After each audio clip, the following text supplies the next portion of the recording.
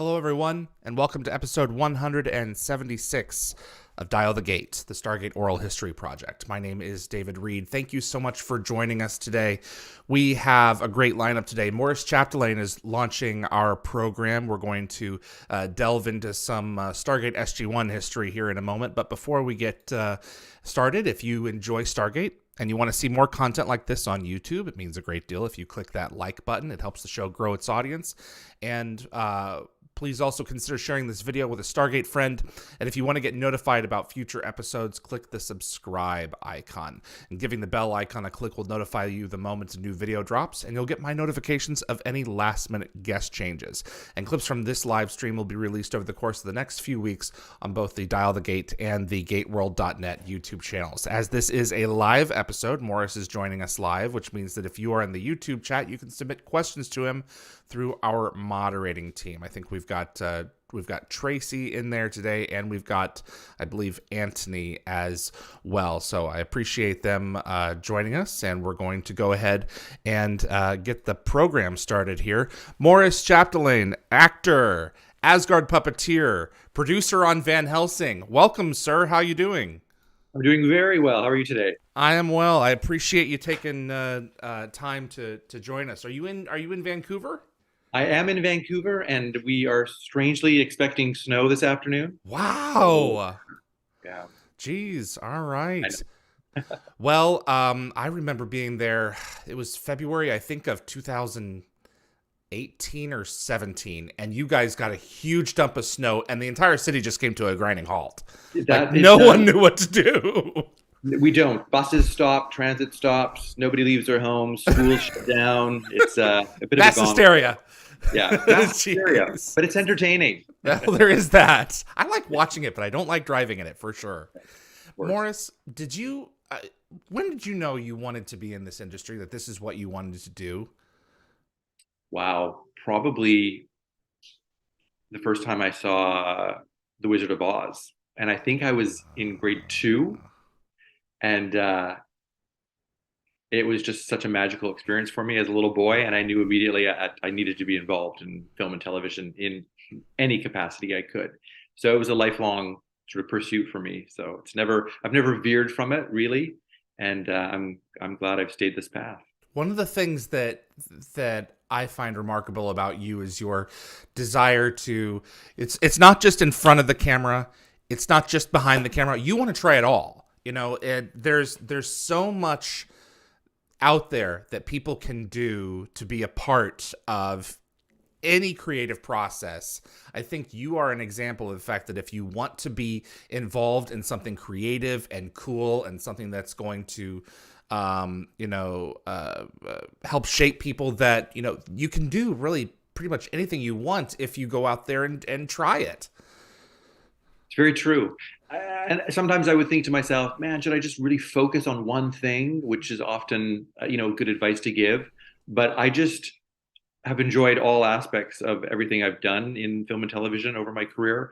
And I think now that I am a filmmaker and a TV and film producer, all those small things I've done in front of and behind the camera have made me better at my job, because I understand all the little intricacies, from working with actors and puppeteers and writers to working with camera technicians and all post houses and vis effects. And it's a massive army that puts together these sort of creative endeavors.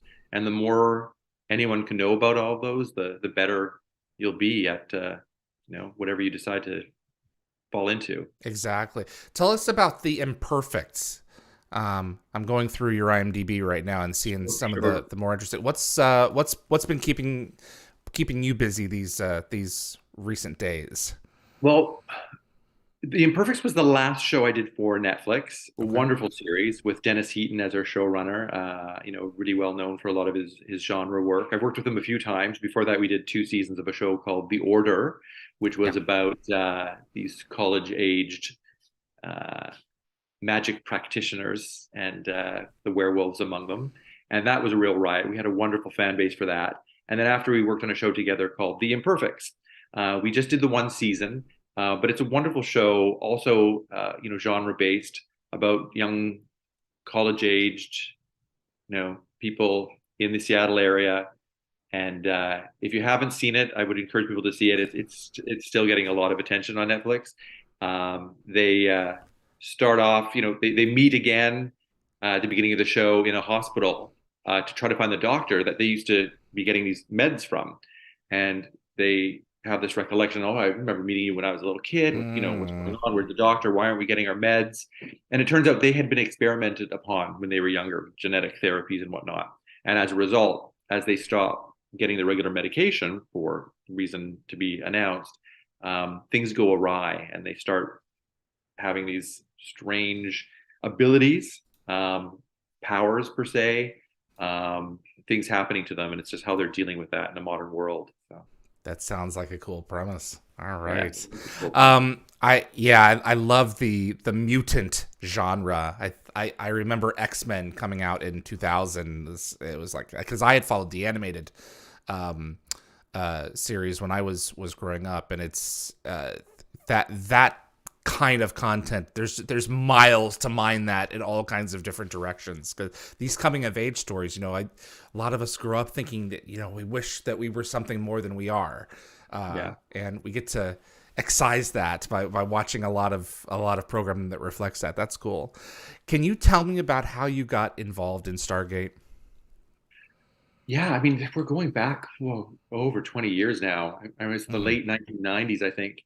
I mean, it was obviously a large portion of what was going on in Vancouver at the time, Right. film and television up here.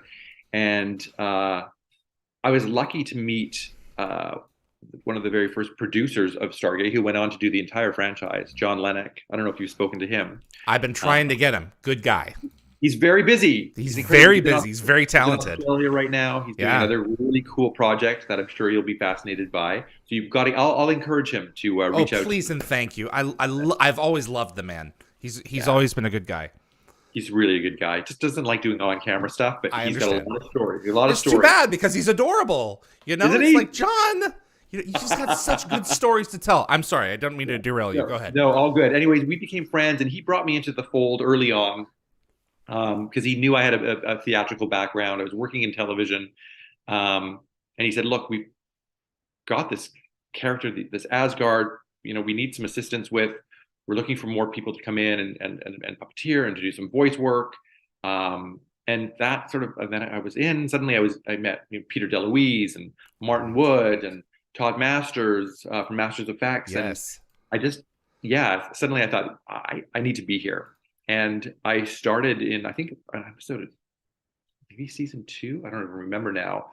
And I learned really quickly how to use the animatronic controllers and worked with the puppeteers and apprenticed with them over a few weeks and started doing the voice on set and doing all the face and eye work of Thor, along with Jenny Cassidy, who's another incredible puppeteer, super busy as well. She's continually in demand.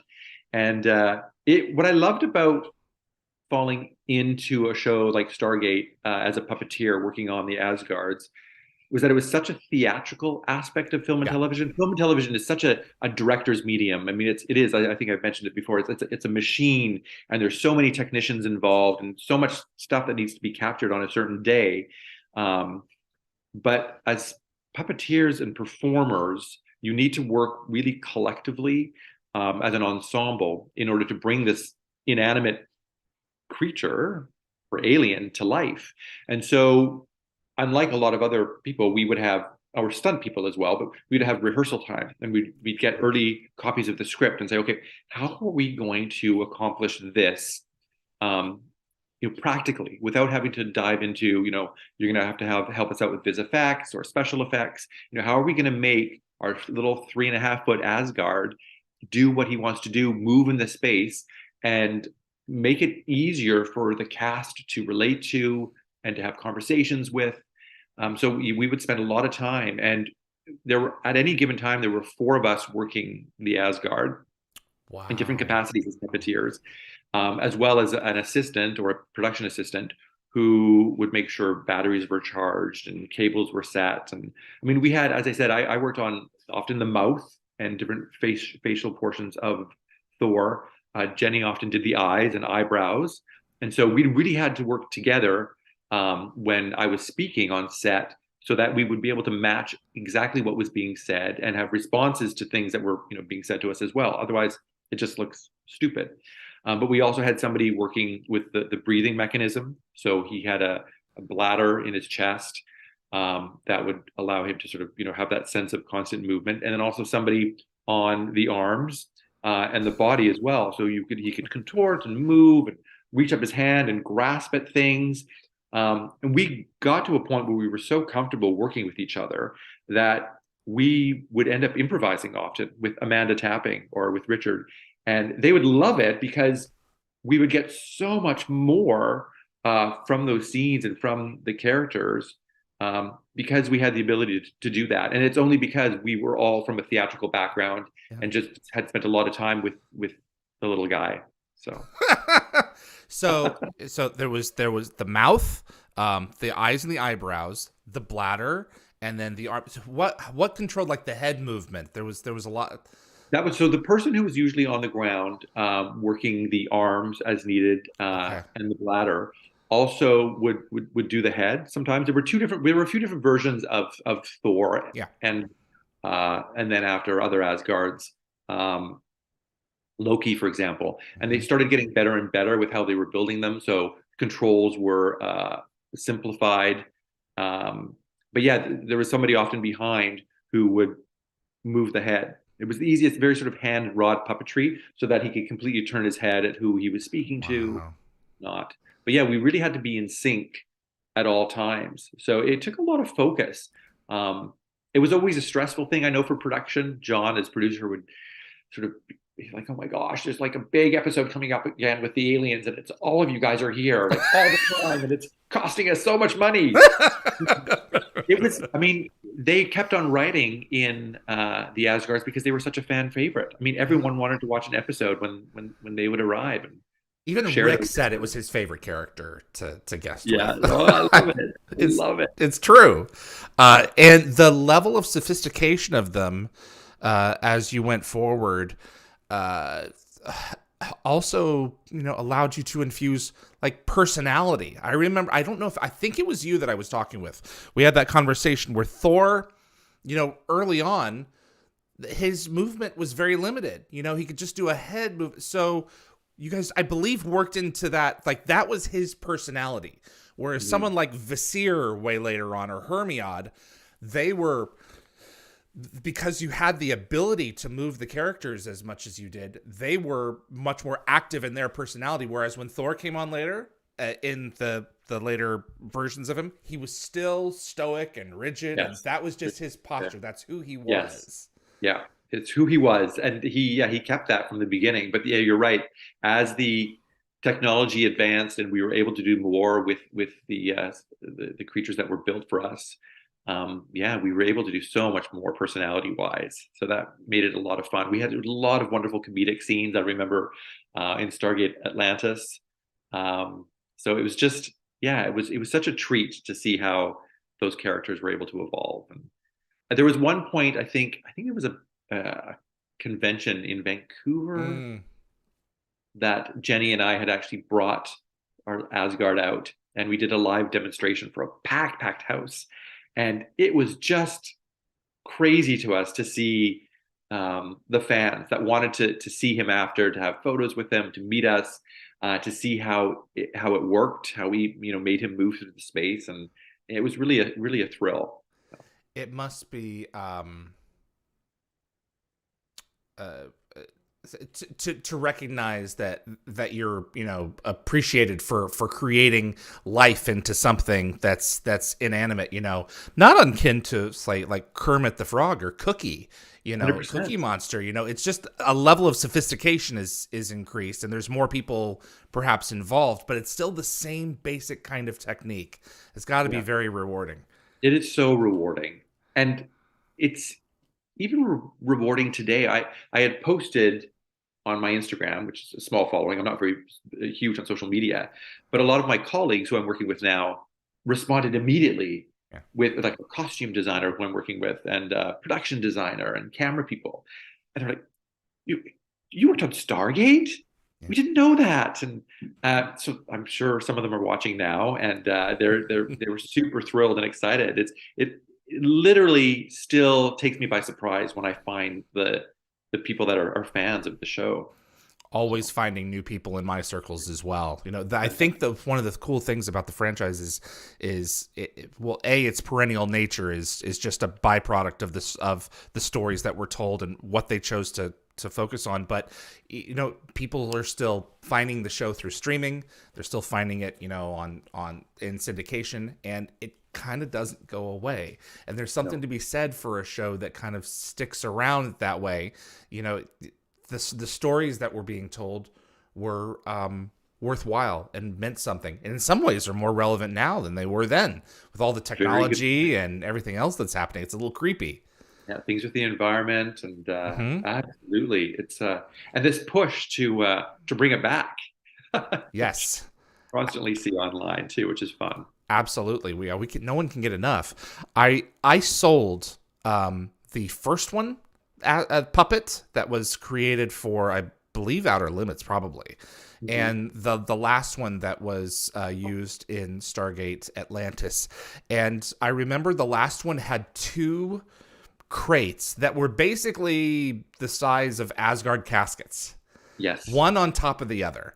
And when you open the one that has the puppet in it, the inner lining had like planets and stars. It was very casket-like, very unusual. I don't know whose idea that was, but it was great. And then the bottom piece underneath had all of his, I'm guessing it was steel parts. Yeah. How what was that like to be carrying responsible for all that? I'm sure the visual effects people were also responsible, but I mean, didn't you have to fly with him somewhere, or was that a joke that we were telling No, no, no. There once? was, there was one occasion, I think at the beginning of season four, and I can't remember who came up with them, but there was the Masters Effects office in Los Angeles where they had been um, doing repairs and creating another version of the Asgard of Thor, and he had been shipped up, and one of the artists from there had come up with him, and it had been put on the tarmac and then brought to the studio, and we were preparing to work with him, and the production really wanted to use the new version, and we had rehearsed with the older one, which had because of the way that the flesh was made out of rubber and whatnot, after a certain amount of time it just would Mhm. degrade. Silicone, um, yeah. yeah. And so we had rehearsed and done all of our prep with the older version, and then on this first day of this episode, we had opened the crate, we got them all set up, and we were ready to go, and we're on set. And as soon as we started everything, the servos in his head like fried. They had gotten wet. Apparently, they had left it on the tarmac, and it had rained here in Vancouver, which often happens. And smoke was coming out of his like eyeballs and ears. And of course, when you're on set, time is money, and we were just panicked. So, and there is that responsibility to to get things up and set in time. So we raced out with him, and it was almost like an emergency medical procedure. There were Right. five of us opening his face, taking things out, realizing what had happened, putting in new servos, resetting things, calibrating with the controllers. I mean, it delayed. I think they pushed things around a couple of hours, but we got him back and got him Wow. working, and it was great. But yeah, that sort of stuff could happen, um, especially when we were doing stuff that was not in the studio. If it was on a bit of a location or something, you have to be so careful. So those giant wood caskets, which is kind of what they Yeah. were super important, and they weren't always watertight.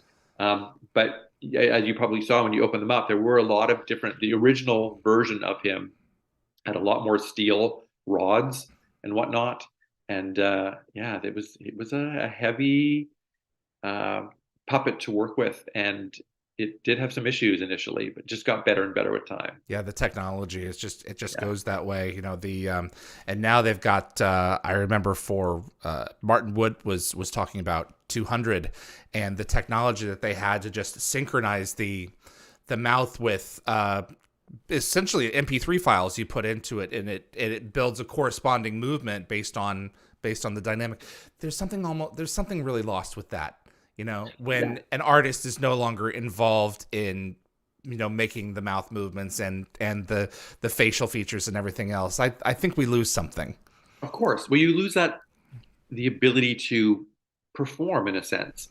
As I said, some of the great stuff that was captured early on would be stuff that wasn't, that was in between the lines in the script or after, we'd cut and then we'd continue playing along with the scene a little bit. Got some golden moments, Right. 100%. And also, even if they weren't moments that were usable for the show, they really kept the crew entertained and the I cast. can I mean, they were imagine. hard, long days we were doing, and it would be just so fun to have some sort of real cheeky comment come out of Thor's mouth after the camera started rolling.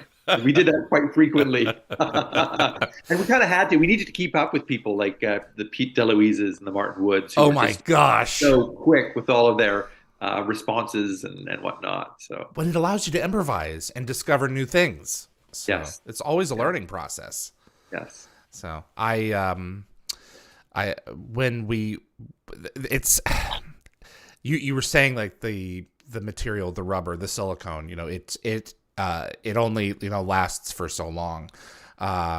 When we sold the final Asgard, who still had the circuitry on him for Atlantis season 5 when they came back in the Lost Tribe, this was 2010, September of 2010, and we had worked so hard to keep him pristine because oxygen destroys yeah. things like this. Unless you're going to seal him in a nitrogen container, it was just that there was nothing that we could do about it. And I saw a photo taken of him a few years ago. It would break your heart. Uh, And where is he now? Where was he sold to? a fan Fan. got him, and Yeah. I was broadcasting in every way that I could, in all the social media that I had. Whoever gets him, if there's any way that you can secure him in some kind of way that deprives him of oxygen, so that he can be maintained, because he was so gooey and sticky, he Yeah. dries out and then Yeah. that's it. And it broke my heart when I saw the photos to see that, whoever got him was not able to take care of him to that level. And it just reminds me that, life is transitory. We have these things for a little while. They're preserved on film, and then they're gone. That's why all these So museums and whatnot are so important now that they're trying to keep these artifacts of our past. It's the film and television yeah, archivists. So it's just a really important work. So it's nice. That's why absolutely. I said it's so nice to see some of the stuff that you've got on your shelves there. It's Yeah, and a lot of exciting. this is fan made, but Yeah. there Wow. are a few of these pieces are original too. I think, we're if we are lucky enough to own a piece of it, I think that it's important to recognize stewardship over a lot of these, because you want them to survive to the next generation and to someone who's going to care for them beyond you. So Yeah. it's important. And the sophistication of archiving, is always improving. We're finding new ways to maintain things. So it's cool to watch. And there's a lot of stuff that's out there. If people are really interested Yeah, and looking for things, there's still stuff that can be found. So, absolutely. You played the Orion Tenat. oh, my favorite. What I mean, I loved a doing Thor and process. the Asgards, Yeah. but Tenat was such a treat to play because he was such a stupid goofball. There really was not anything like the Orions in the show. These two side characters who are like bumbling idiots who, you kind of feel bad for them, because the Lucian Alliance, they kind of just, you kind of know they just fell in with the wrong crowd.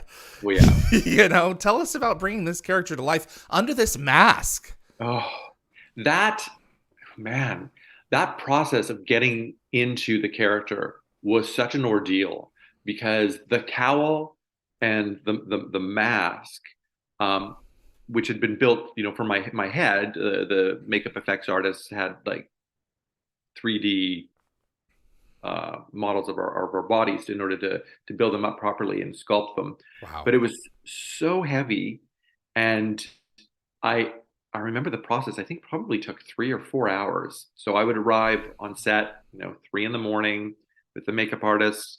and start getting into it and paint it, and then with the pieces added on.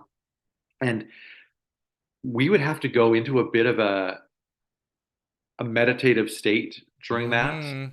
where it was just focusing on when I need to be on camera, these are the words I need to say, this is the action I need to do, and all my energy needs to go into that, Mm-hmm. with everything I've got. And then in between takes, it was all about remaining cool and focused and calm, because there wasn't much eating that went on other than through a straw. Um, Breathing had to be very, he was like, it was just, I couldn't get too worked up. Um, Yeah, you can lose it. yeah, you could lose it. Yeah. Yeah. It was, I mean, I was lucky, I think, because I played a lot of different aliens in the show and some other television programs, because I was kind of fun and theatrical that way, but also was able to just be relaxed and calm and in the moment. Not And everyone can do it. no, It's very easy to have a panic attack yeah, through. Are you claustrophobic at all?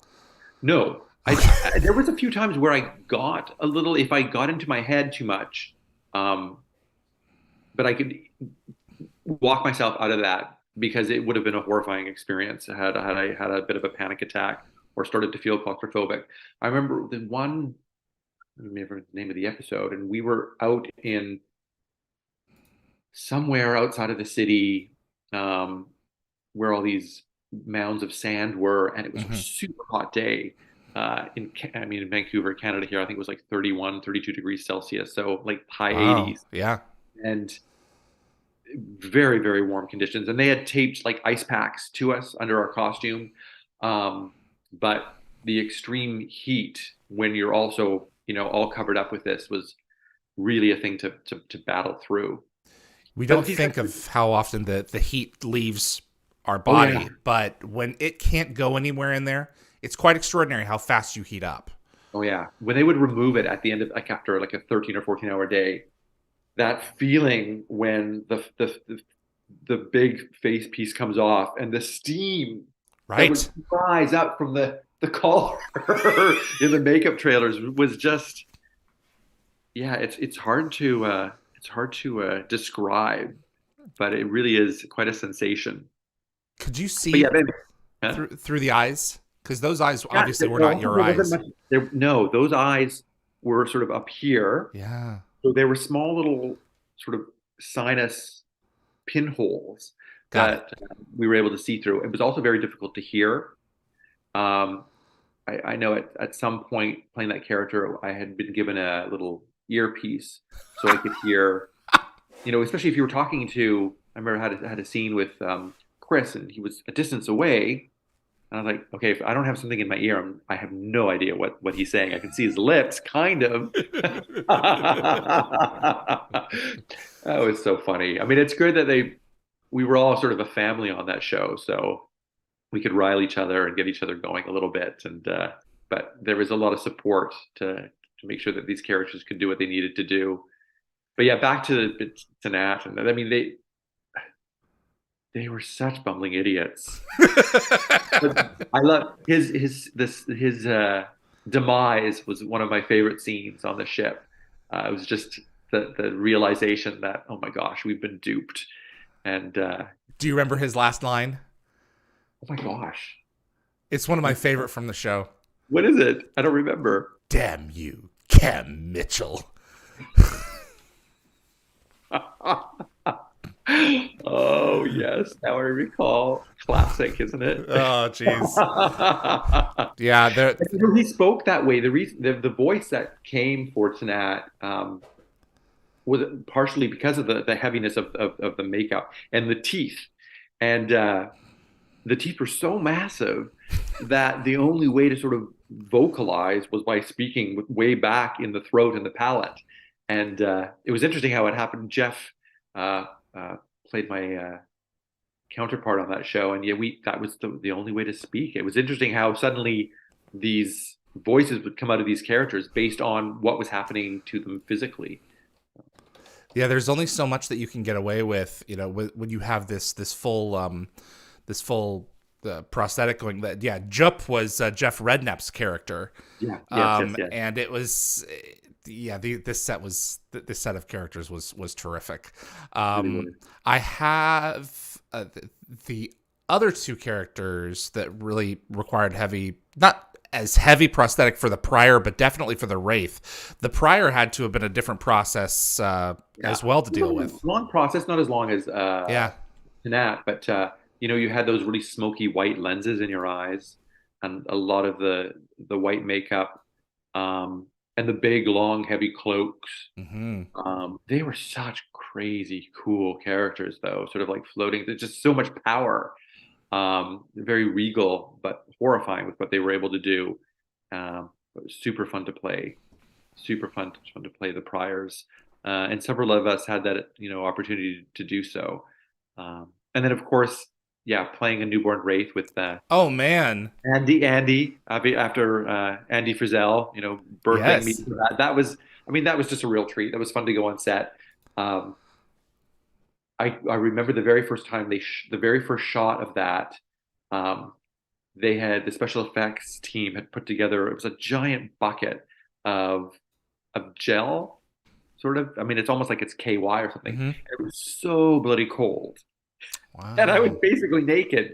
And as it slid down this tube, as I was like breaking through that rubbery plastic embryo, the scream was real. Because it was like, I'm surprised that character did not swear a lot of profanities immediately, because it was brutal, that scene. Then they heated it up for the next couple of takes.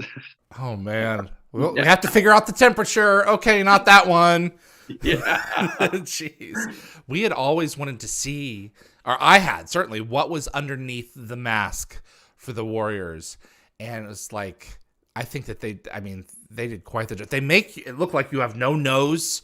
Yeah. It's horrific, and it's like being born again, in that shot. Yeah. A really cool thing to do. It was so smart that they did that, because you're right. People were really so curious as to what they were under all of that. And I remember, I had like the eyes, the no nose, the teeth. Yeah. Photos of that exist online, and they still sometimes come back to I think I was wearing like a small little jock strap that was all covered in makeup, and I had tried to be as skinny as possible leading up to that episode, so I could be like a newborn in a sense. And that was they don't come out bulked up. No, they don't. No, they don't. They have to go through Wraith training. There's a whole other side episode. Absolutely. Andy with the whistle. Come on. You guys want to be a part of my hive? Give me a break here. Andy is so great. She's wonderful. I know you mentioned that I produced several episodes of Van Helsing, another TV show for Sci-Fi. And when the opportunity came up, for her to be one of our cast members, it was just such a reunion for us. And so lovely to have her back again. I mean, she's a little powerhouse for sure. She is. She's a delight. Yeah. And have you spoken to her on the show? Twice, and I want to have her back because we want to do one with her and James Lafazanos. I've yet to ask James. I hope he'll do it.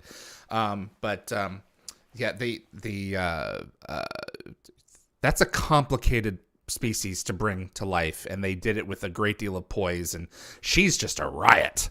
So. Yeah. She's great. The Prior contact lenses, I appear to be on this like obsession. Could you see through those? No, hardly they're at all. they're so foggy. So thick. Everywhere we would move when playing Priors, we had a production assistant or a makeup artist with us on our arms, sort of setting us into place, and you could see maybe 6 inches in front of your eyes. Just very blurry. And I remember one sequence as a Prior, I was on a ridge way up high. And I remember looking up there before the contacts were put in, and I thought, I could fall off of that so easily. It was crazy, but it was perfect for the shot because the sun was coming up behind, and I had the glowing staff, and it was incredible. But we couldn't move very far with those lenses in the eyes. The lens technology has also gotten a lot better now. But that's another strange thing to have a giant full lens in your eyeballs and then be moving around speaking. Andy would talk about how she would have to be driven home because with her lenses, she would lose depth of field and she would lose like all peripheral vision. It wasn't possible after taking them out for hours. It would take to reset. You just couldn't Crazy. take them off and be able to see again. Oh, no, it's a yeah.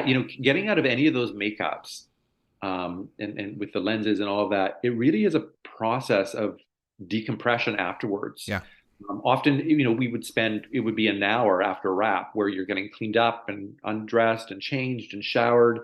And then still there's a bit of a psychological thing. I mean, any sort of person who performs as an actor in a program, there's this thing where you have to remove yourself personally from what you just played. And when you're doing something that's a different species, that's under so much heavy makeup and costume and whatnot, it's a whole other, it's a thing. And it does take a while to come down from the high, but also just to sort of readjust to being a human. It seems a little weird. Yeah. I mean, you're not going to go out and start eating people, but at the same time, it's like you've been so removed from everything that's human and natural that you must be in just this other place for a little. It's like, people, I just need some time. Yeah. So. But I've been known before to have, left set and be driving home and go through a drive-through or run to get something to eat and realize, oh my God, I'm wearing my little booties, or I didn't have the gash taken off my neck. It's like, yeah. Oh man, production stories. And I've had people who have walked home in makeup or in costume and wearing swords, and it's like you must look like you were just an escaped lunatic. Oh, so very true. I appeared on a movie, Alien versus Predator. Yes. Years ago as well, which was such a fun project. I did that with Jenny and a lot of the puppeteers from Stargate, and that was a nuts, crazy show. Lots of nights throughout the winter, and there was a couple of times where I remember just having the entire alien suit in the trunk of my car because I needed to go to another location, and then like opening that up and being somewhere or being at a gas station and people going, what on earth? Right. That's what we had to do. Move we had along. to get the character to the next place, or we had to bring him back to the shop because it needed some mending. Yeah. And it was just crazy stuff we ended up doing. I have a couple of questions from fans. Lockwatcher wanted to know throughout history, there have been some amazing puppets and practical puppet style effects far beyond Thor. What is your personal favorite puppet or practical effect that you have seen? Not necessarily on Stargate, perhaps on Stargate, but that really blew you away as someone, who knows kind of how this works. Wow. I mean, I always have it's so difficult to pick favorites. And interesting, I did just mention Alien versus Predator. I remember in that movie, it was AVP2. What an incredible, crazy, gigantic puppet was the Pred Alien. It was the offspring of the Predator and the Alien, and we had From the end of the first one. Yeah. Yes, and we had the scene in a hospital, and this thing was massive. I'm talking, it stood 12 feet high, and it needed. We had these huge compressors that would work in order to give its shoulders and chest some movement. I think there were 6 of us on it at any given time. Wow. And it was actually horrifying. We shot that sequence in what used to be an old psychiatric hospital called Riverview. And it's kind of haunted. I mean, this is a hospital from the 30s and 40s. Okay. So being in there at doing anything, it's a bit scary at night. But puppeteering this massive Pred Alien, it was, and sadly, you don't really see too much of it in the movie, but it was magical. And it really freaked out the cast that we were working with because it was just so massive. So that was one of my favorite practical ones for sure. Yeah. Kevin McCabe wanted to know, how would the voice of the Asgard work on set to the screen? Would you? So you voiced the puppet on set. Would they track any Yeah. of that for the final mix because you're having to match movements? Just as much as someone who's performing a Muppet, Yeah. is it's the same thing is happening. The hand and the mouth correspond. Yeah, but they would record. I mean, of course, I was recorded by sound by the mixer Okay. on the day. And then if it was Thor, for example, that would be voiced after in ADR. And yeah, I mean, just the actors needing to then do the final voice would literally watch very carefully and map it out, or listen to the guide track that was recorded on set. So, Okay. and then sometimes it would be augmented slightly as well, so that it would have different sort of effects to it. And Okay. yeah. Caroline Ann wanted to know: was there any level of cooperation between you and the actor who would be selected? I mean, you had Trevor Duvall, you had Michael Shanks, a number of different people were brought in to play the different personalities. Yeah. Would you work with them directly, or would you provide them just the content on the set to then use in the ADR? That's often what would happen. They would be provided with the content from set. Quite frequently, they would be there as well, though. Okay. They're watching what was going on or being in discussions in advance. So if we were having a conversation as Thor with Amanda tapping, they would be there saying, "Okay, well, let's can we do it this way or have a little bit more?" So we did work together. It was, as I said, it was an ensemble, but it wasn't always possible to have everyone on set at all times. So yeah, it was just a process that would happen in post and Wow. put it together. Oh, that's crazy, man. What's next for you? What are you planning on? What's in the popper? Well, what's in the popper? I love that question. I actually just finished doing some pickups for a new Netflix show that's coming out maybe the next 8 months or so. Total deviation from any of this genre stuff, called My Life with the Walter Boys. It's a beautiful story based on a series of books. So I just completed that. My Life And with the Walter Boys? yeah, yeah, Okay. yeah. It's a YA Okay. thing. It's fun. And yeah, there's a lot of other little things in the works. I also, anybody that knows my work also knows that I do some documentary work. Mm-hmm. So I had one called Pat Rocco Dared that finished its festival circuit not long ago. And we'll be working with Bell Media up here in Canada to do another documentary series and a feature-length documentary. These are ones I do because I love telling these sort of stories about real life. Documentary filmmaking is tough to make a living at. That's why I do all the fun television stuff to afford me the ability to Of do course. that. I've got a few of those in the works. And then I'm actually going to start on a new project really soon with a company called Productivity Media Inc. As a production executive. So I'm going to be looking at bringing on a lot of producers to do a lot of film projects and a lot of development. It's good. It's a very exciting time for me in my career, and with what's going on here in Vancouver in North America. So yeah, Vancouver has just exploded compared to where it was in the late 90s when Stargate began. And Stargate played such a huge part oh yeah, in I mean, WB, everything that was created up there, shows like Battlestar and Stargate and, Smallville, that they all were trailblazers for so much of the content that's there now. yeah. And now I think at any given time there's 42 to 45 television series shooting here, and usually a dozen features. We Man. do a lot of MOWs up here, a lot of Hallmark stuff. Mm-hmm.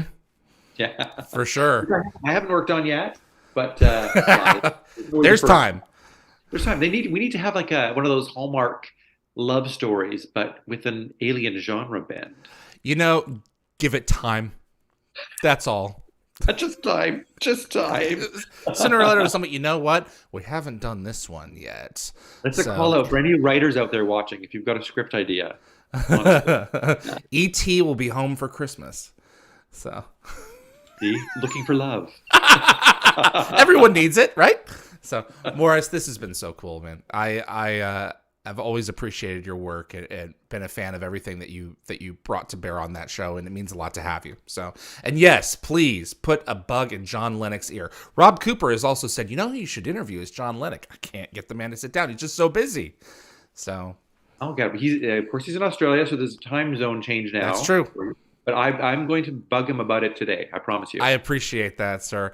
Thank you so much for stopping by. I'm going to go ahead and wrap up the show on this end, all right? It was a real pleasure. It's a pleasure, sir. Be well. Take care of yourself. Cheers. Bye-bye. Bye-bye. Maurice Chapdelaine, everyone. Actor and puppeteer, Stargate SG-1 and Atlantis. Really appreciate him taking the time. There's so many cool stories out there about the 17 seasons of production that were brought to life over the course of the show, and to be able to get to sit down with everyone and share these stories and bring them into a new audience, frankly, is so exciting. So we have Glynis Davies coming up in just 1 hour here. She played Catherine Langford in 1969, Ambassador Noor in, I believe, Homecoming, season 7, and then Eli's mom, Marianne Wallace, in all of Stargate Universe. So we're going to be bringing her in just a little bit. Hope you can stick around for that. Dial the Gate is brought to you every week for free, and we do appreciate you watching. But if you want to support the show further, buy yourself a t-shirt. Go over to dialthegate.com/merch, and thanks so much for your support. We have next week, if I can get my information here correct, pulling up the shows, Patrick Curry, who played Fifth, Chaka, and Iman in Stargate SG-1. He's going to be joining us Saturday, March the 4th at 4 p.m. Pacific time. And then we have March the 11th at 1 p.m. Pacific time, Stargate and Artificial Intelligence with Google's AI advocate Lawrence Moroney and Stargate executive producer Robert C. Cooper. We're going to have a Jack O'Neill Artificial Intelligence chatbot Q&A following up at 3 p.m. Pacific time on March the 11th. So if you want to talk with AI Jack, tune in for that.